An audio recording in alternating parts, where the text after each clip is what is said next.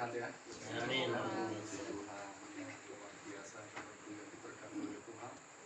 Saya tadi perjalanan sungguh luar biasa ya. Saya juga pengen merasakan karena saya selama ini ya, saya pengen tahu jalan yang jalan Pak Hage itu seperti apa. Supaya saya juga merasakan. Saya sudah sejam setengah 8 tadi itu dari rumah sampai sini setengah 10. Wah luar biasa, pelan-pelan. Istri saya biasa sebelah kanan terus, saya bilang jangan sebelah kanan, ini miring. Dia miring ke kanan, saya miring ke kiri, jadi bingung kami. Nah puji Tuhan saudara, oleh karena kemurahan Tuhan saya bisa sampai. Makanya kalau tadi kesaksian Pak Hage ya, karena kali pertama Pak Hage itu ada bersama-sama dengan kami di P3 di Batu Agung. Terus saya juga mulai dari lajang itu sampai punya anak Insa udah besar, sebentar lagi jadi singer itu. Ya. Luar biasa, puji Tuhan ini, wah memang perjalanan sangat luar biasa. Termasuk Pak Ali ini dari Kantong Pengayu juga bukan perjalanan yang mudah-mudah. Dan yang jemaat B3 ini semuanya dari jauh-jauh, yang sebarang di situ beberapa orang saja. Jadi kalau hari tidak bisa datang ya kami mohon maaf. Mungkin yang justru kebanyakan dari Sandro, terima kasih Mas Sandro ya bersama itu Gembala yang sudah boleh datang. Bahkan juga ada yang dari Talang, dari G2 mungkin ada yang datang, dan satu terima kasih. Ya. Kalau tadi Bu, saya jalan cepat, mungkin saya malah nggak sampai. Saya bisa jatuh, ya malah nggak sampai. Kalau kencang, ayo kita kencang dikit ya. Saya malah nggak sampai, saya pikir begitu. Oleh karena itu, udahlah kita pelan-pelan yang penting sampai. Karena kalau saya kencangkan itu motor, pasti jatuh, licin. Ya, apalagi pakai ban kota, kan pakai ban kampung aja sering. Ban riwayat, ban kampung ya Pak. Haleluya. Nah, baik saudara semua dikasih oleh Tuhan, saya begitu masuk rumah ini, oh Tuhan Yesus baik luar biasa ya, mantap. Begitu luar biasa pemberkatan yang terjadi atas rumah tangga di tempat ini. Begitu masuk langsung memuji Tuhan, haleluya dalam hati saya. Ini rumah yang sangat diberkati oleh Tuhan. Ya, puji Tuhan ya, 4 bulan juga bukan waktu yang sangat singkat dan juga cukup lumayan, tapi karena penyertaan Tuhan semuanya pembangunan berjalan dengan lancar ya. Puji Tuhan. Baik saudara semua dikasih oleh Tuhan, hari ini akan belajar firman Tuhan dalam kitab 2 Samuel pasal 6 ya. 2 Samuel pasal 6 ayat 1 sampai dengan 12. Bapak Ibu yang diberkati oleh Tuhan, dalam 2 Samuel pasal 6 ayat 1 sampai dengan 12 ya, mungkin ini agak sedikit panjang firman Tuhan hari ini. Saya mau bacakan, Bapak Ibu Saudaranya boleh menyimak dan boleh membaca, mengikuti apa yang saya sampaikan pada hari ini. Demikian firman Tuhan. 2 Samuel pasal 6 ayat 1 sampai dengan 12. Daud mengumpulkan pula semua orang pilihan di antara orang Israel, 30.000 orang banyaknya. Kemudian bersiaplah Daud lalu berjalan dari Baale Yehuda dengan seluruh rakyat yang menyertainya untuk mengangkut dari sana tabut Allah yang disebut dengan nama Tuhan semesta alam yang bertahta di atas kerubim. Ayat 3. Mereka menaikkan tabut Allah itu ke dalam kereta yang baru setelah mengangkatnya dari rumah Abinadab yang di atas bukit. Lalu Usa dan Ahyo, anak-anak Abinadab, mengantarkan kereta itu. Usa berjalan di samping tabut Allah itu, sedang Ahyo berjalan di depan tabut itu. Daud dan seluruh kaum Israel menari-nari di hadapan Tuhan dengan sekuat tenaga, diiringi nyanyian, kecapi, gambus, rebana, kelentung, dan ceracap. Ketika mereka sampai di tempat pengirikan Nakon, maka Usa mengulurkan tangannya kepada tabut Allah itu, lalu memegangnya karena lembu-lembu itu tergelincir. Maka bangkitlah murka Tuhan terhadap Usa, lalu Allah membunuh dia di sana karena keteledorannya itu. Ia mati di sana dekat tabut Allah itu. Daud menjadi marah karena Tuhan telah menyambar Usa demikian hebatnya. Maka tempat itu disebut orang Peres Usa sampai sekarang. Pada waktu itu Daud menjadi takut kepada Tuhan, lalu katanya, bagaimana tabut Tuhan itu dapat sampai kepadaku? Sebab itu Daud tidak mau memindahkan tabut itu ke tempatnya, ke kota Daud, tetapi Daud menyimpang dan membawanya ke rumah Obed Edom orang Gad itu. 3 bulan lamanya tabut Tuhan itu tinggal di rumah Obed Edom orang Gad itu, dan Tuhan memberkati Obed Edom dan seisi rumahnya. Diberitahukanlah kepada Raja Daud demikian, Tuhan memberkati seisi rumah Obed-Edom dan segala yang ada padanya oleh karena tabut Allah itu. Lalu Daud pergi mengangkut tabut Allah itu dari rumah Obed-Edom ke kota Daud dengan sukacita. Haleluya. Saudara semua yang dikasihi oleh Tuhan, sebelumnya saya mau katakan begini saudara, sesuai dengan kebenaran firman Tuhan ya. Salah satu kelemahan daripada Saul ketika dia memerintah Israel adalah Saul kurang peduli kehidupan keagamaan dari bangsa Israel. Dia kurang memperhatikan hidup kerohanian, hidup keagamaan dari bangsa Israel pada waktu itu.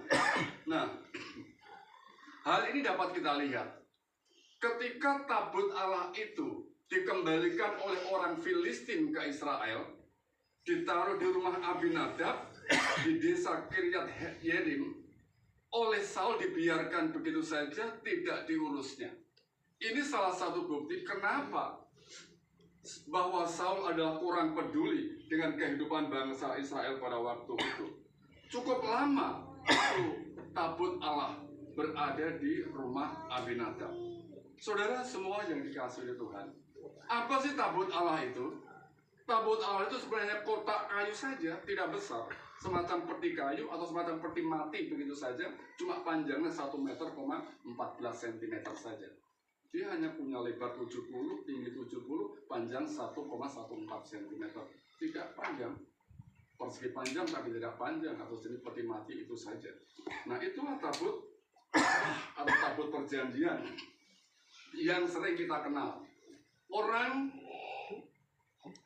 yang membuatnya namanya Bezaleel, kemudian di luarnya dilapisi oleh emas, kemudian tutupnya adalah emas murni.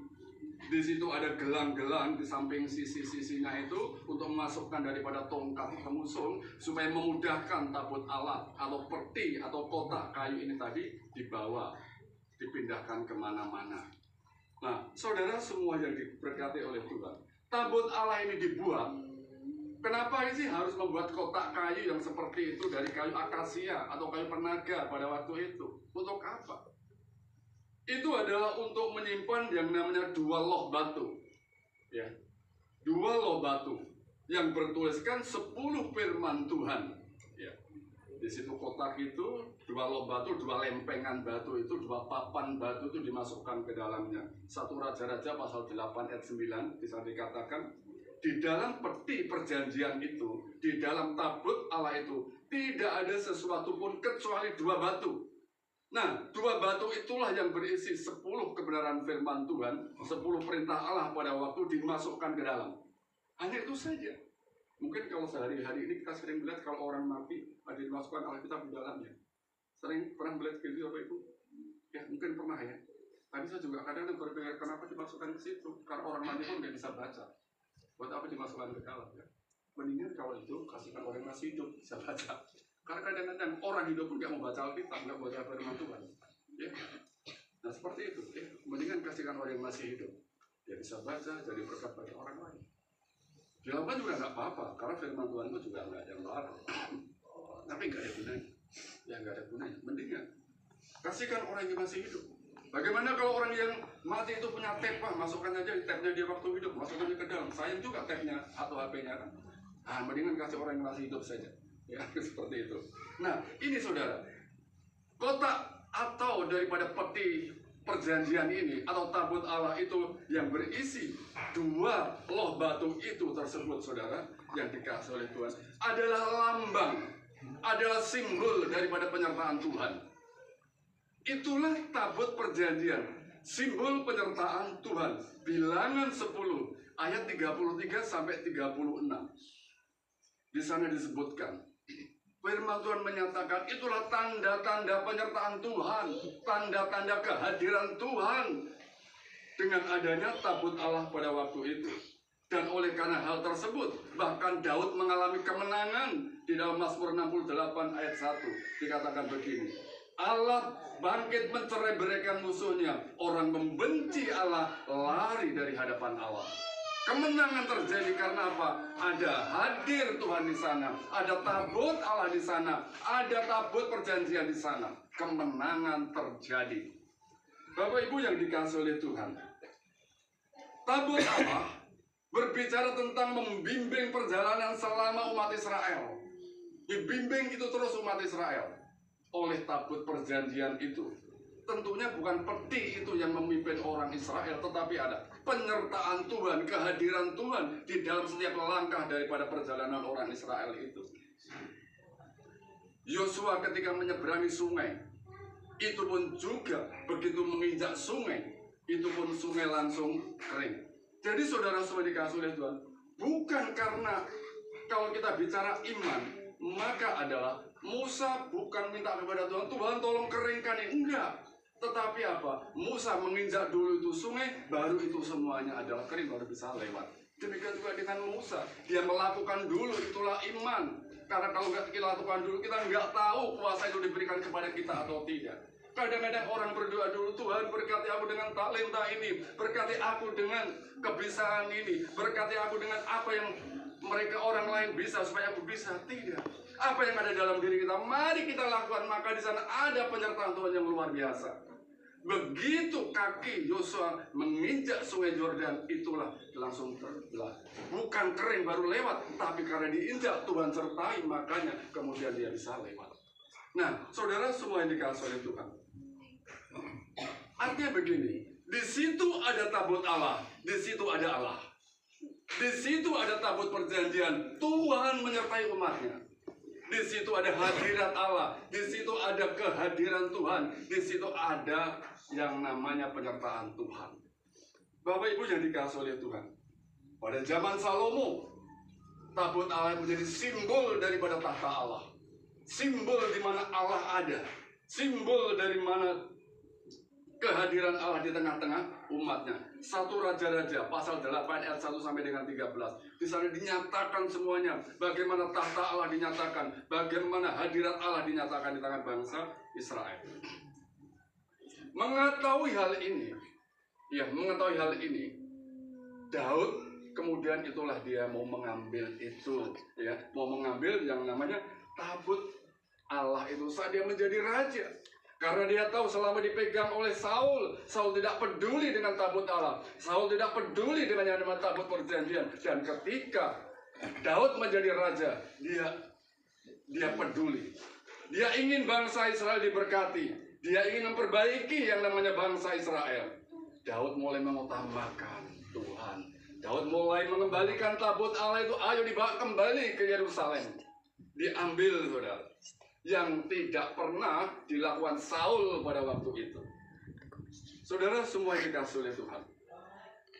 Tetapi dalam perjalanan mereka, di dalam nats Alkitab kita tadi, saudara, dalam perjalanan mereka membawa tabut Allah dari rumah Abinadab ke Yerusalem, ada masalah di tengah jalan. Kereta yang membawa itu tergelincir. Usa yang pada waktu ada di sampingnya melihat itu tergelincir, dia pegang, dia sentuh itu tabut perjanjian, dan dia mati seketika.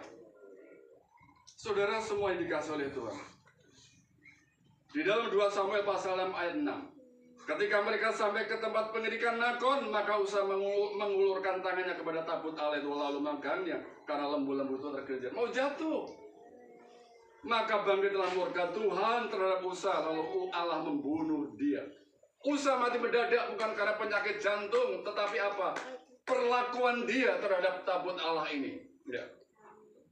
Adalah gara-gara dia menyentuh daripada tabut Allah ini. Pada waktu itu yang hampir jatuh. Sebenarnya maksud Usa itu baik. Ini kan lo jatuh, saya topang supaya nggak jatuh, baik. Tetapi Tuhan tidak senang. Ya, Tuhan tidak senang, bukan karena tidak senang perbuatan baiknya, tapi ada sesuatu yang dilanggar oleh Usa. Kenapa dia mati seketika pada waktu itu? Ada sesuatu yang salah yang dilakukan oleh Usa terhadap yang namanya hadirat Tuhan.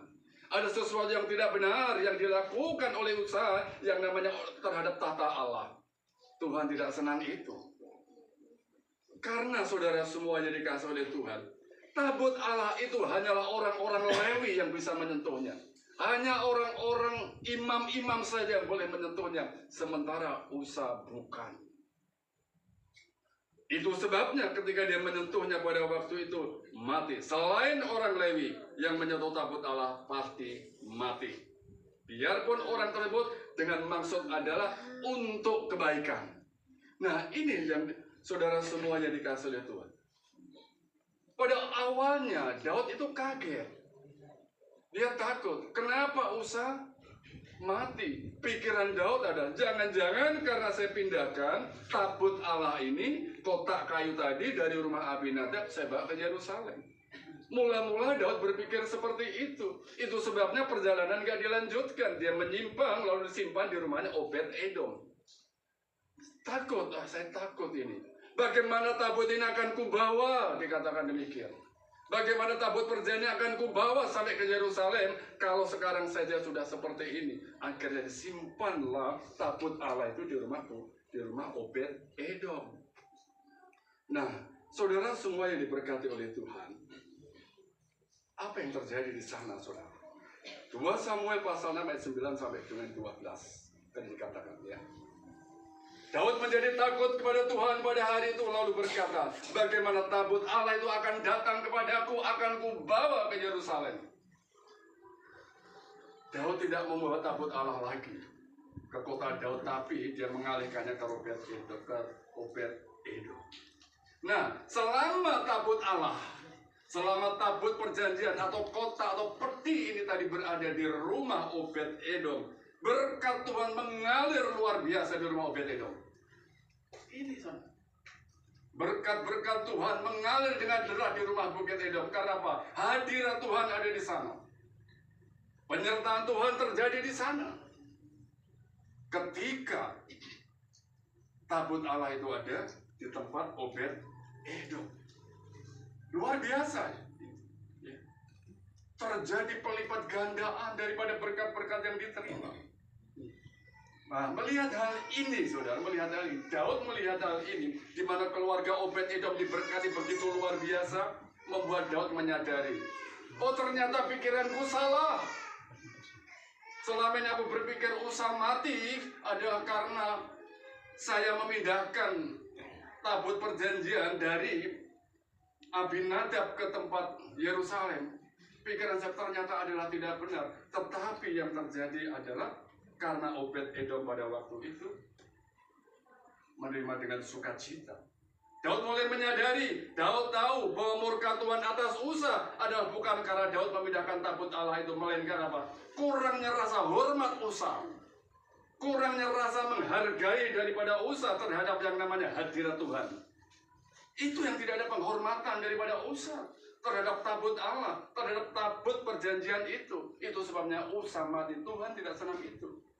Ya, ini saudara. Karena apa? Ini merupakan ciri khas di mana kita harus perlakukan yang namanya tabut Allah pada waktu itu, dan tetapi Usa tidak menghargai yang namanya tabut Allah itu. Harusnya kalau itu bukan hak dia, bukan pegangan dia, sudah biarkan jatuh-jatuh. Karena apa? Memang bukan bagian dia. Itu bagian orang-orang Lewi, itu bagian para imam. Walaupun maksudnya baik, kita menolong kadang-kadang seperti itu. Ada orang bertanya begini, Pak, di dalam Alkitab kami tidak pernah membaca, kami tidak pernah melihat kalau Abinadab ketika ditempati oleh tabut perjanjian, dia nggak diberkati oleh Tuhan. Saya nggak pernah melihat ada keterangan atau ada tulisan-tulisan yang menyatakan Abinadab diberkati oleh Tuhan. Padahal Abinadab juga menyimpan tabut perjanjian pada waktu itu. Ketika diserahkan oleh orang Filistin, disimpan di tempatnya Abinadab. Tapi kenapa di dalam Alkitab tidak ditulis yang namanya berkat tidak terjadi kepada rumah Abinadab? Ada orang yang bertanya demikian. Pernahkah kita melihat rumah Abinadab diberkati oleh Tuhan padahal tabut Allah ada di situ? Gak ada, saudara. Tidak ada. Ya. Padahal juga cukup lama itu, 20-an tahun ada di tempat Obed Edom, tapi nggak terjadi berkat di tempat itu. Kenapa? Ada orang bertanya demikian. Bukankah ada tabut Allah di situ? Maka di situ seharusnya diberkati. Saudara, semua yang dikasih oleh Tuhan. Orang mungkin tahu, oh di rumahku ada Tuhan, oh di keluargaku ada Allah, di keluargaku ada hadirat Allah. Tetapi pertanyaannya ada enggak kita menghormati Allah? Ada enggak kita memuliakan Allah di dalam rumah itu? Ada atau tidak kita memuji-muji Tuhan di dalam rumah itu? Pertanyaan begitu. Semua kita tahu Allah menyertai rumah kita. Dia hadir di tengah-tengah, di dalam rumah tangga kita. Pertanyaan bagaimana seisi rumah itu mau memuji dan memuliakan nama Tuhan? Itu pertanyaannya. Ya. Itu sebabnya ketika kita bertanya, kenapa rumah Abinadab dia diberkati oleh Tuhan, sementara Obed-Edom yang hanya sekian lama saja, tapi diberkati Tuhan dengan luar biasa apa? Karena Obed-Edom menerima tabut itu dengan penuh sukacita. Hadirat Tuhan dinyatakan di tengah-tengah keluarganya, dan dia terima dengan sukacita, dan berkat-berkat mengalir di dalam kehidupannya. Karena apa? Seluruh keluarganya memuji dan memuliakan nama Tuhan. Yang kedua, sebenarnya Obed-Edom sendiri itu juga orang Lewi, pelayan-pelayan Tuhan. Ini cuma dia tinggal di Gad sebagai orang asing. Ini yang terjadi. Orang Filistin pada waktu itu, dia menyimpan juga yang namanya tabut Allah. Di bawah ini dirampas oleh Filistin. Tapi apa yang terjadi? Selama dipegang oleh orang Filistin, yang terjadi apa? Orang Filistin, biarpun ada tabut Allah di sana, selama 7 bulan mereka kena sakit borok semua. Karena apa? Bukan tugas dia tidak bisa menghormati hadirat Allah. Bagaimana orang-orang fasik, bagaimana orang-orang tidak percaya kepada Tuhan bisa ada hadirat Tuhan di sana? Tidak terjadi berkat di sana. Padahal ada takut Allah di situ. Jadi masalahnya bukan karena masalah peti, bukan masalah kotak, tidak. Kita bisa bikin, tukang bisa bikin banyak-banyak peti itu. Tapi pertanyaan adalah, ada enggak hadirat Tuhan itu dalam hati orang tersebut? Ada enggak yang namanya kehadiran Tuhan, tata Allah di dalam rumah tangga tersebut? Jika itu tidak ada, jangan bandingkan orang lain yang penuh dengan hadirat Tuhan, mereka diberkati luar biasa. Ini saudara semua dikasih oleh Tuhan. Ya. Orang Filistin cukup lama, tapi dia tidak diberkati oleh, justru sakit borok semuanya selama 7 bulan. Bayangkan apa yang terjadi. Itu sebabnya sudah itu kembalikan saja, itu malah bawa susah saja, dikembalikan. Itu ditaruh di tempatnya Abinadab. Orang mungkin saudara tahu bahwa di dalam rumahnya Allah menyertai keluarganya, tetapi masalahnya adalah dia tahu enggak memuliakan Allah. Dia ngerti enggak dia harus memuji Allah di dalam rumahnya. Pak, memuji Allah kan di gereja, betul di gereja, tapi di rumah saudara tidak ada salahnya kita membangun yang namanya bait Allah di tempat di rumah ini. Bait keluarga, puji-pujian keluarga kita nyatakan. Orang mungkin memiliki Alkitab di dalam. Ya. Masalahnya adalah dimengerti atau direnungkan atau tidak. Mungkin orang membaca, tapi jangan-jangan tidak direnungkan sama sekali. Nah ini saudara, orang berkata, Pak, aku Alkitab itu di rumah itu, kami 6 bersaudara, ada 12, satu orang artinya 2. Tetapi pertanyaan dibaca atau tidak, kalau sudah dibaca direnungkan apa tidak? Ini saudara semua yang dikasih oleh Tuhan. Maka ketika orang bertanya, kenapa rumah Abinadab tidak diberkati, sementara Obed-Edom yang sama-sama juga menyimpan menjadi tempat di mana tabut Allah itu disimpan, tapi Obed-Edom diberkati dengan luar biasa. Saudara semua yang dikasih oleh Tuhan, ada perbedaan saudara antara keramah taman dengan penghargaan. Beda antara rumah dengan penginapan, itu beda. Ya, beda. Beda yang namanya upacara dengan sambutan, itu beda. Oleh sebab itu kalau kita mau menyamakan antara Abinadab dengan namanya Obed-Edom, itu jelas tidak sama. Perlakuannya terhadap daripada tabut Allah itu yang membedakan daripada mereka. Kita mungkin sama-sama orang percaya, tetapi kita tidak memperoleh berkat yang sama. Betul ya? Kita sama orang-orang percaya. Bahagia sebelah diberkati Tuhan luar biasa. Tuhan, kenapa aku tidak diberkati? Mungkin kita berkata seperti itu. Kenapa aku tidak menerima berkat seperti Pak Hage Sembiring bersama keluarganya? Sementara kami sama-sama orang percaya, sama-sama juga memuji dan memuliakan nama Tuhan. Perlakuan kita, saudara, itulah yang membedakan. Kepada Tuhan itulah yang membedakan. Bapak Ibu yang dikasih oleh Tuhan, semua orang mungkin mendapatkan berkat yang sama, meskipun beribadah di gereja yang sama. Mereka sama-sama mendapatkan berkat, tapi berkatnya tidak sama. Betul, betul.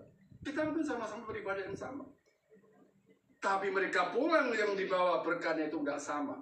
Sama-sama mendapatkan berkat, tapi berkat yang dibawa pulang mereka tidak sama. Artinya begini, kalau ada mangga di sana, mungkin ada mereka dapat mangga, ada dapat ketonjong, ada yang dapat namanya apokat, ada yang dapat namanya pisang, dan sebagainya. Sama-sama, tetapi mereka pulang tidak sama berkatnya, tapi sama-sama mendapatkan berkat. Begitu. Sama, mungkin seperti akan disampaikan pada hari ini. Mungkin juga Bapak Ibu Saudara mendapatkan berkat, tapi saya percaya berkatnya tidak sama. Mungkin bisa mengambil kesimpulan, oh berkatnya Pak Mardi itu adalah begini, firman Tuhannya begini. Kesimpulan semua orang berbeda, tapi semuanya merasa diberkati oleh Tuhan. Tapi hanya berkatnya saja yang tidak sama. Tapi semua diberkati, sama-sama diberkati oleh Tuhan. Bapak Ibu yang dikasih oleh Tuhan, Obed-Edom, saudara. Obed-Edom itu orang Lewi. Dia orang baik. Begitu tahu Daud kebingungan, Daud ketakutan, dia siapkan rumahnya, dia terima tabut Allah. Ayo silakan masuk. Nah ini, ayo terima hadirat Tuhan di dalam rumah tangga kita, terima hadirat Tuhan itu di dalam keluarga kita. Di sanalah Tuhan menyertai kita. Itu Bapak Ibu yang dikasih oleh Tuhan. Penyertaan Tuhan jauh lebih hebat dari apapun juga. Kita kaya seperti apapun, kalau nggak ada penyertaan Tuhan nggak ada artinya. Ya, nggak ada. Orang gak penginjilan kesana kemari mereka bawa Alkitab. Saya bukan dikatakan Alkitab tidak ada gunanya. Apa artinya kita bawa kemana-mana juga Alkitab, tapi kalau nggak ada penyertaan Tuhan di sana, yang penting penyertaan Tuhan di sana. Alkitab penting, betul. Tapi ketika kita penginjilan kesana kemari, orang malah takut, saudara. Tapi ketika ada penyertaan Tuhan, itulah ada kuasa yang terjadi dalam diri kita. Jadi penyertaan Tuhan itu, ya, hadirat Tuhan, pertolongan Tuhan itulah yang menjadikan kita semua itu makin jasa di hadapan Tuhan. Ketika Daud bingung, dengan senang hati Obed-Edom ini menerima. Oleh sebab itu yang Bapak Ibu yang dikasih oleh Tuhan, itu sebabnya ketika tabut Allah berada di rumah Obed-Edom, Allah hadir, Allah ada di sana. Allah ada di tengah-tengah keluarga Obed-Edom, dan mereka menyambut dengan baik, dan berkat terjadi dengan luar biasa. Bukan hanya hal-hal duniawi, hal-hal rohani semakin berlimpah-limpah di dalam kehidupan Obed-Edom.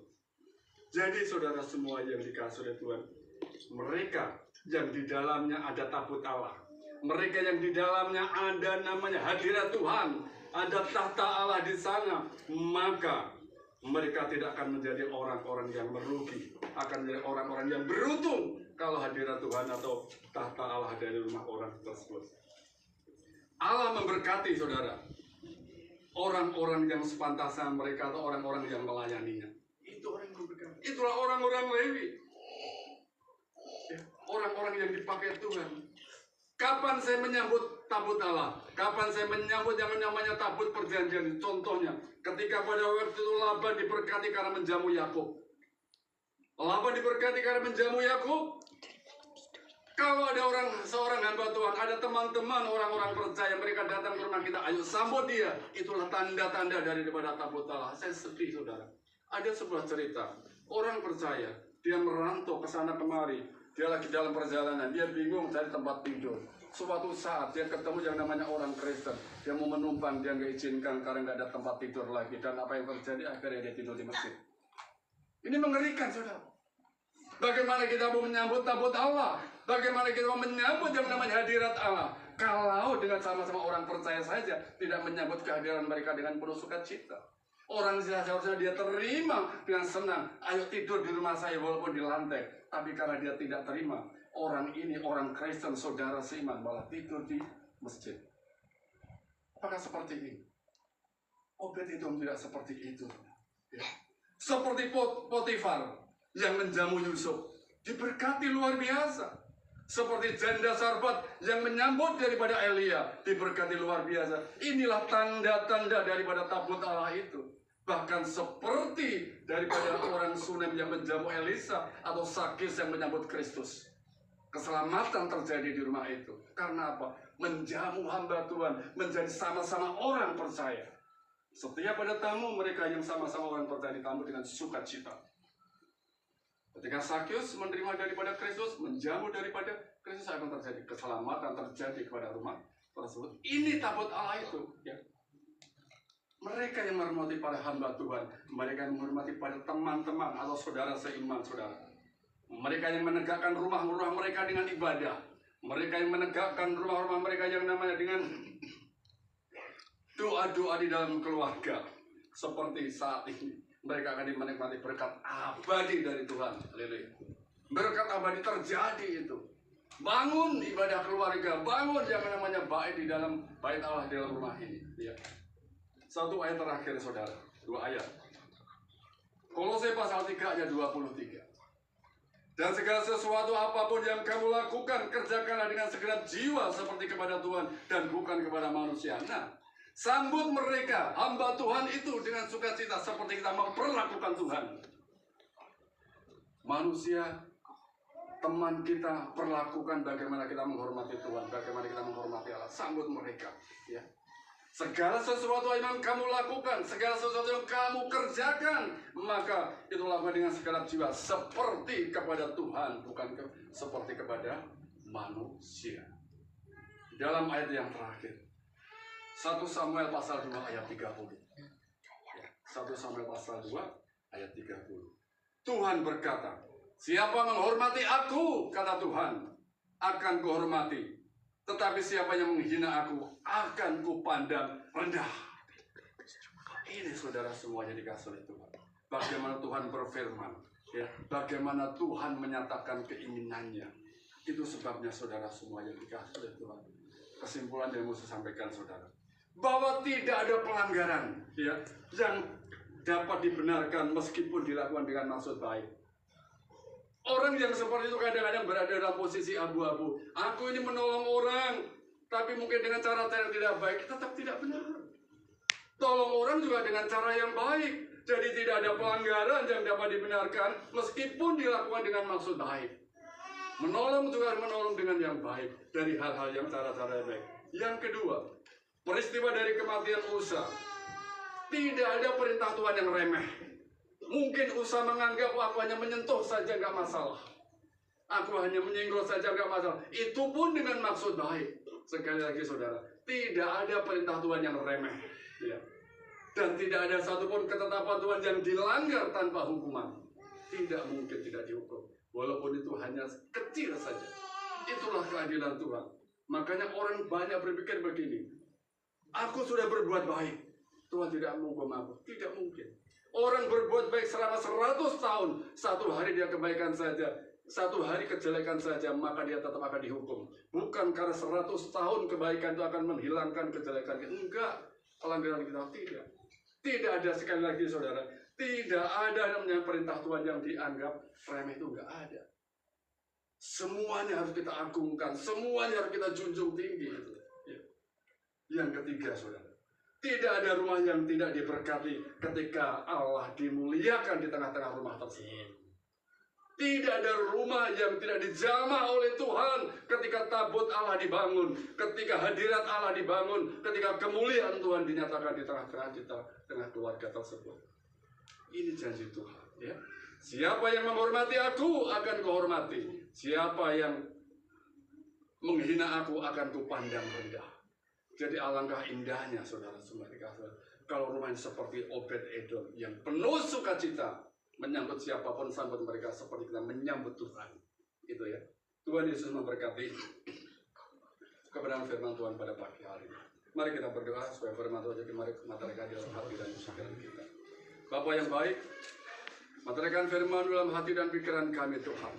Biarlah hati kami tidak berbantah-bantahan lagi ketika kami menerima firman Tuhan. Kami mengerti Tuhan, apa tanda tabut Allah di dalam keluarga kami. Apa tanda tabut Allah hadir di tengah-tengah keluarga kami. Oleh sebab itu, jadikan kami pelaku firman-Mu seperti yang disebutkan dalam Kolose pasal 3 ayat 23. Segala sesuatu yang kami kerjakan dengan segenap hati kami, sepenuh jiwa kami, seperti kami kerjakan buat Tuhan, bukan kepada manusia. Materaikan firman dalam hati dan pikiran kami, di dalam nama Yesus berdoa. Haleluya. Amin. Kembalikan kepada Tuhan.